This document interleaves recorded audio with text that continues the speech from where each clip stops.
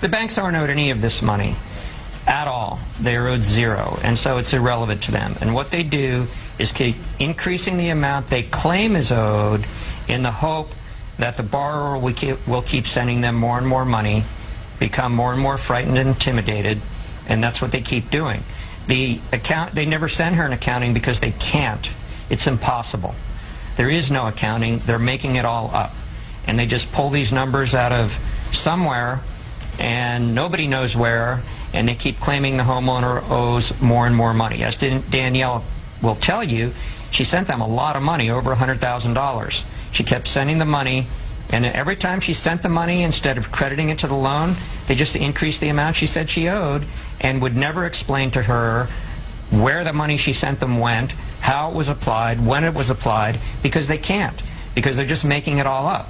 In this instance, in this instance, sorry to know, who's the bank here, and do they offer any explanation other than we're making it up?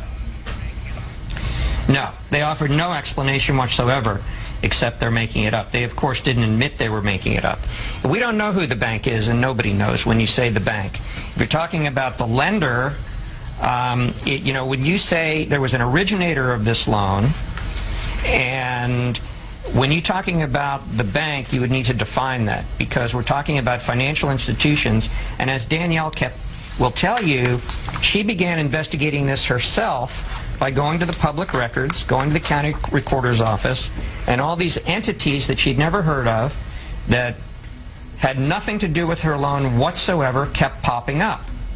And the name of some of those entities are the well, anyway, they were people nobody ever heard of. And so she was rude enough to ask them who they were.